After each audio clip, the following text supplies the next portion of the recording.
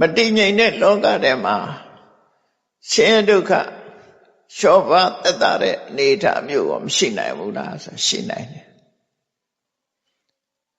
အဲ့ဒီဆင်းရဲဒုက္ခရောပါသွားအောင်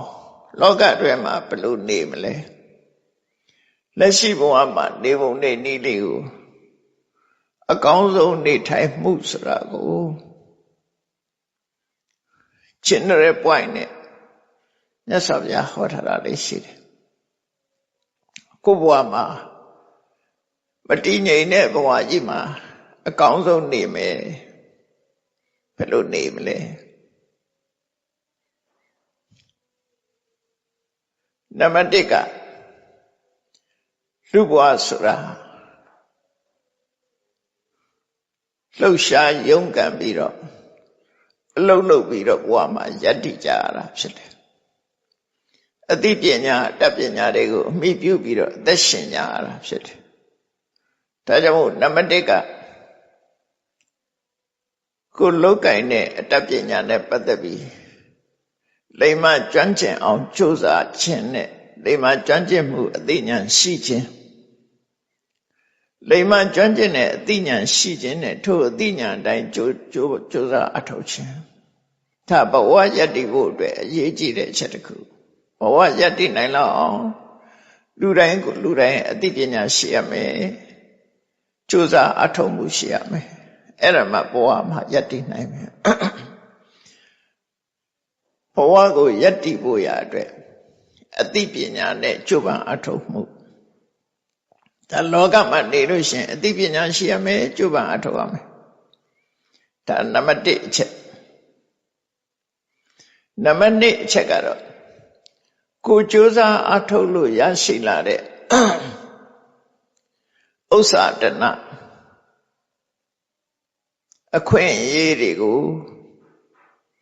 အလုံးနဲ့မျှဝေခံစားရမယ်လောကမှာကိုကြိုးရှာသမားဆိုတာကဲရှုပ်ချရတဲ့ပုဂ္ဂိုလ်ဖြစ်တယ်ပေါ့အဲကြောင့်ကိုကြိုးကိုသာကြည့်တတ်တဲ့ကိုအကျိုးတစ်ခုတည်းကိုသာကြည့်တတ်တယ်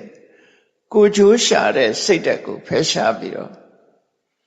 ကိုရှာဖွေလို့ရထားတဲ့အသိပညာအတတ်ပညာကိုကြိုးစားအထုတ်လို့ရထားတဲ့ဥစ္စာတနာအများနဲ့ခွဲဝေသုံးစွဲနိုင်ရမယ်ဒါတခုဒါဆိုလိုတာကလောကထဲမှာဖြစ်လာရင်လောကကိုအကျိုးပြုရမယ်လို့ပြောတာနော်လောကထဲမှာနေပြီးတော့လောကကိုဘာတွေအကျိုးပြုသွားသလဲအဲ့လိုအကျိုးပြုသွားတဲ့ပုဂ္ဂိုလ်တွေကိုလောကကမှတ်တမ်းတင်ပြီးတော့ဂုဏ်ပြုနေကြတာပဲလေ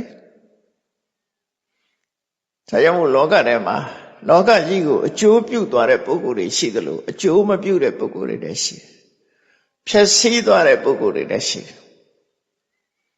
အဲ့ဒီမဲ့လောကအတွင်းမှာအကောင်းဆုံးနေခြင်းလို့ရှိရင်နေတယ်ဆိုတာလောကအတွင်းမှာနေထိုင်တာဟာလောကကိုအကျိုးပြုတဲ့ပုဂ္ဂိုလ်ဖြစ်ဖို့လိုတယ်ဒါကဒုတိယအချက်တတိယအချက်ကဘာလို့ဆိုအဟတောအထလာပြီသူလို့ဆိုပြီးကိုကြိုးစားအထုတ်လို့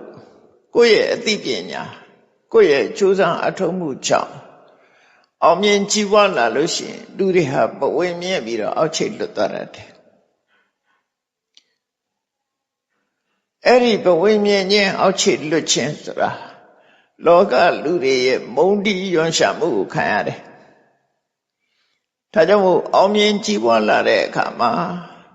ပဝေမြဲခြင်းအောက်ချိတ်လွတ်ခြင်းမရှိဘူးတည်ငြိမ်တည်မြဲစွာနေဖို့ဒါဟာအရေးကြီးတဲ့တတိယအချက်ပဲဖြစ်တယ်စတုတ္ထအချက်ကတော့ဘာလို့ဆိုလူလောကဆိုတာထာဝရတာယာနေတာမဟုတ်ဘူးအဆိုးနဲ့တွေ့တဲ့အခါရှိတယ်အောင်မြင်တဲ့အခါရှိတယ်လို့ကြာဆုံးတဲ့အခါရှိတယ်ဘဝမှာလည်းနုပြုတ်လန်းဆန်းတဲ့အချိန်ရှိတယ်လို့အိုမင်းရင်ရောသွားတဲ့အချိန်ရှိတယ်ဥစ္စာဒနာကြွယ်ဝချမ်းသာတဲ့ အချိန်ရှိသလိုဆင်းရဲမွဲတေသွားတဲ့အချိန်ကလည်းရှိတယ်စိတ်ချမ်းသာကိုယ်ချမ်းသာနဲ့ကြုံရတာရှိသလိုစိတ်ဆင်းရဲစရာတွေပြဿနာတွေနဲ့ကြုံတဲ့အချိန်ပိုင်းဆိုတာလည်းရှိတယ်အလုံးကဝိုင်းပြီးတော့ချီးကျူးကြတယ်မြောက်စားကြတယ်ဆိုတဲ့အခါရှိတယ်လို့ပဲအလုံးရဲ့တတွေးကွက်မှာပက်လက်မျောပြီးကဲ့ရဲ့ခံရတဲ့အချိန်တွေမျိုးလည်းရှိတယ်လောကထဲမှာနေတဲ့ပုဂ္ဂိုလ်တိုင်းဟာလောကရဲ့သဘာဝလို့ဆိုတဲ့အကောင်အဆိုးလောကဓာတ်မျိုးနဲ့ကြုံတွေ့လာရမှာဖြစ်တယ်အဲ့ဒီလိုကြုံတွေ့တဲ့အခါမှာစိတ်ဓာတ်တုန်လှုပ်ခြောက်ခြားမှုမရှိအောင်ကိုယ်စိတ်ကိုတည်ငြိမ်တိမတ်စွာထားနိုင်ခြင်းဟာလည်းပဲစတုထအနေနဲ့လောကအတွင်းနေတဲ့အခါမှာရှိတဲ့ရှိလိုက်တဲ့အရေးချင်းတစ်ခုဖြစ်တယ်အဲ့တော့လောကထဲမှာနေလို့ရှိရင်ဒီအချက်၄ချက်ကိုသတိထားဖို့လိုတယ်ပေါ့နံပါတ်1လောကဘဝယတ္တိဖို့အတွက်အသိပညာနဲ့ကြိုးပမ်းအထောက်မှုနံပါတ်2ကိုရလာတဲ့အခွင့်အရေးကိုရလာတဲ့ပစ္စည်းဥစ္စာအားလုံးနဲ့မျှဝေသုံးစွဲပြီးလောကကိုအကျိုးပြုမှုနံပါတ်3အခွင့်အရေးတာလို့အောင်မြင်ကြည်ဝလာတဲ့အခါစိတ်ဓာတ်တည်တည်ငြိမ်ငြိမ်ထားပြီးတော့ဘဝမမြင့်ဖို့ဘဝမမြင့်မဲ့နဲ့စိတ်ဓာတ်တည်ငြိမ်စွာထားနိုင်မှုစတုထအချက်ကကြာဆုံးခံရောက်တဲ့အခါမှာစိတ်နှလုံးတုန်လှုပ်ပြီးစိတ်ဓာတ်မကြဘူးအဲ့ဒီတရား၄ပါးကိုသာဓုတရား၄ပါးလို့လည်းခေါ်တယ်ဒါအကောင်းဆုံးနေထိုင်ခြင်းသာဓုဆိုတာအကောင်းဆုံးအဲ့တော့ဘဝမှာလောကတွင်မှာနေတဲ့အခါမှာဒီချက်၄ချက်နဲ့ပြည့်ပြည့်စုံစုံဖြစ်အောင်ကိုယ့်ကိုထိန်းကျောင်းပြီးတော့နေရမယ်ဆိုတာဒါမှတ်သားတဲ့နဲ့ပေါ့နော်